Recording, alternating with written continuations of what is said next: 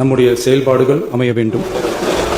বিধানসভার প্রথম ভাষণে সবাইকে চমকে দিয়েছেন তামিলনাড়ুর মুখ্যমন্ত্রী থালাপতি বিজয়। স্পষ্ট বার্তায় তিনি জানিয়ে দিয়েছেন, তার রাজ্যে যদি কোনো হিন্দু মুসলিমদের উপর অত্যাচার করে তবে তার ফল বিশ্ব ইতিহাসে একটি দৃষ্টান্ত হয়ে থাকবে। ভারতের মুসলমানদের জন্য আগামী দিনগুলো আরো কঠিনতর হবে, তাদের উপর অত্যাচার নির্যাতন আরো বেড়ে যাবে, বুলডোজার দিয়ে তাদের ঘর বাড়ি গুড়িয়ে দেওয়া হবে, এই ধরনের সম্ভাবনা দেখা যাচ্ছে। বর্ডারেও তাদের হত্যাকাণ্ড আরো বেড়ে যাবে। সুতরাং এই পরিস্থিতিতে বাংলাদেশে যে ধর্মভিত্তিক রাষ্ট্র যারা, তাদের যদি আরো উত্থান ঘটে তাহলে অবাক হওয়ার কিছু থাকবে না। ওখানে হিন্দুত্ববাদকে মোকাবিলা করার জন্য একটা ইসলামী ফ্লেভার বাংলাদেশের রাজনীতিতে আসবে। শুভেন্দু অধিকারী নির্বাচনে বিজয় হওয়ার পর মুসলমানদেরকে জয় শ্রীরাম বলতে বাধ্য করছে। মোদীকে ক্ষমতা থেকে নামিয়ে আমরা ভারতে ইসলামী পতাকা উদ্দিন করবো ইনশাআল্লাহ। বাংলাদেশে ভারতে কি ঘটছে এটা বড় জিনিস নয়। বাংলাদেশে ভারতে ঘটছে বলে বাংলাদেশে ঘটবে এমনটা হতে দেওয়া হবে না। প্রয়োজন বোধের মন্ত্রিত্ব ছেড়ে দেবো, কিন্তু এখানে কোনো সংখ্যালঘুদের উপরে কোনো অন্য ধর্ম অবলম্বিতের উপর অত্যাচার, অবিচার, জুলুম, নির্যাতন সহ্য করবো না ইনশাআল্লাহ। ভারতীয় সীমান্তে ভারতীয় কর্তৃপক্ষ যদি কাঁটাতারের সীমানা নির্ধারণ করতে চায়, সেই বিষয়ে তো আমি এখনো কিছু জানি না, সেটা তাদের আভ্যন্তরীণ বিষয়। হু আর ইউ যে আপনি আমাকে বলার জন্য যে আমি কয়জন সহকারে যাব? কালকে রাত্রে থেকে আমাদের ডিস্টার্ব করতেছে স্বরাষ্ট্র মন্ত্রণালয় থেকে। এই যে চুরি লাল চুরি পড়াইতে হবে সালাউদ্দিনকে। সীমান্ত বুঝে না, সীমান্তে যে হত্যা হয় সার্বভৌমত্ব বুঝে না, জাতীয়তাবাদ বুঝে না, তিনি সংবিধান বুঝে।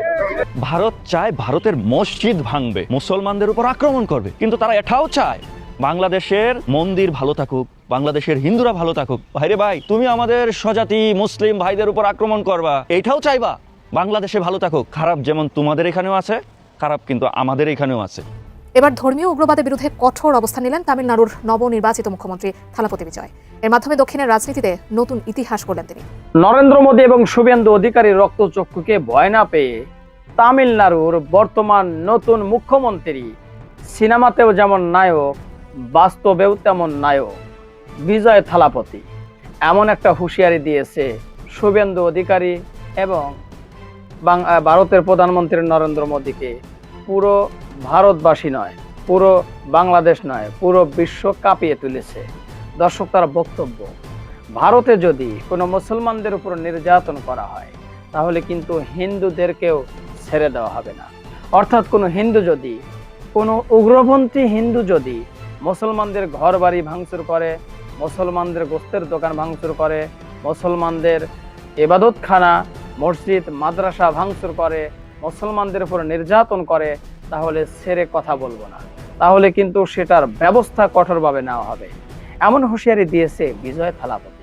দর্শক, ভারতে যখন নিপীড়ন চালায় নরেন্দ্র মোদী, কসাই নরেন্দ্র মোদীর যে সমস্ত বিজেপি নেতারা, উগ্র হিন্দুত্ববাদীরা এবং শুভেন্দু অধিকারীর মতো কুলাঙ্গারের দলের লোকেরা যখন ভারতের ভিতরে মুসলিমদের উপর নির্যাতন চালায়, তখন অন্য অন্য নায়কদের মুখ থেকে কিন্তু আমরা কথা শুনতে পাই না। ভারতে কিন্তু অনেক নায়ক আছে ভাই, অনেক মুসলিম হিরো আছে যাদের শুধু সিনেমাতেই হিরো দেখা যায়, বাস্তবে মূলত পক্ষে তারা জিরো। কিন্তু এই যে বিজয় থালাপতি, সে সিনেমাতেও হিরো, বাস্তবেও হিরো, যেটার প্রমাণ কিন্তু ইতিমধ্যে আমরা পাচ্ছি। তিনি মুখ্যমন্ত্রী হওয়ার পরেই 117টি মদের দোকান বন্ধ করার চেষ্টা করছে, বা বন্ধ হয়ে যাবে, যেহেতু তিনি মুখ্যমন্ত্রী, ওখানকার মন্ত্রী যেহেতু উনি, সরকার অবশ্যই তো বন্ধ করে দিবে।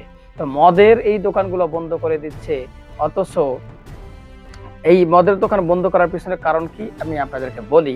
এই যে হিন্দুরা মুসলমানদের উপর নির্যাতন চালায়, ঘর বাড়ি ভাঙচুর করে, মসজিদ ভাঙচুর করে, কোরআন শরীফে আগুন জ্বালিয়ে দেয়, এবং আরেকটা ভিডিও দেখলাম গত 2 দিন আগে যে মুসলমানদের কবরস্থানে গিয়ে কবরের ভিতরে আগুন জ্বালিয়ে দিচ্ছে এই শুভেন্দু অধিকারীর লোকেরা।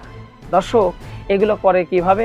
মাতাল হয়ে, মদ খেয়ে, নেশা করে। নেশা করলে তো ভাই একটা মাকে স্বামী কি বলে, আপনার সন্তান স্ত্রী বলে ডাক দেয়, আবার স্ত্রীকে মা বলে ডাক দেয়। এই নেশা কিন্তু বন্ধ করে দিচ্ছে, এই মাদক দ্রব্য বন্ধ করে দিচ্ছে বিজয় থালাপতি।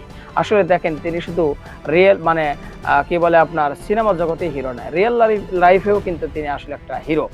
এদিকে আবার বাংলাদেশ এবং ভারতের সীমান্ত নিয়ে যখন উত্তেজনা তৈরি হয়েছে, বিষয়টি নিয়ে যখন সাংবাদিক প্রশ্ন করেছে বাংলাদেশের বর্তমান স্বরাষ্ট্রমন্ত্রী সালাউদ্দিন আহমেদকে, তিনি এমন একটা প্রশ্নের জবাব দিয়েছে যে জবাবকে কেন্দ্র করে এখন সোশ্যাল মিডিয়া তোলপাড়, এবং সরাসরি নাসিরউদ্দিন পাটোয়ারি স্বরাষ্ট্রমন্ত্রী সালাউদ্দিন আহমেদকে লাল চুরি পরার ঘোষণাও দিয়েছে, লজ্জা দিয়েছে। অন্যদিকে বাংলাদেশের যিনি ধর্মমন্ত্রী রয়েছে কায়কোবা, তিনি একটা বক্তব্য দিয়েছে ভারতে কি ঘটতেছে আমি ওটা শুনতেও চাই না, জানতেও চাই না। ভারতে কি ঘটলো ওটা আমি বুঝতে চাই না। কিন্তু বাংলাদেশে যেন কোনো সংখ্যালঘুদের উপর যেন কোনো আক্রমণ করা না হয়। যদি আক্রমণ হয় তাহলে সেটা রুখে দেওয়া হবে, দরকার পড়ে আমি মন্ত্রিত্ব ছেড়ে দেব।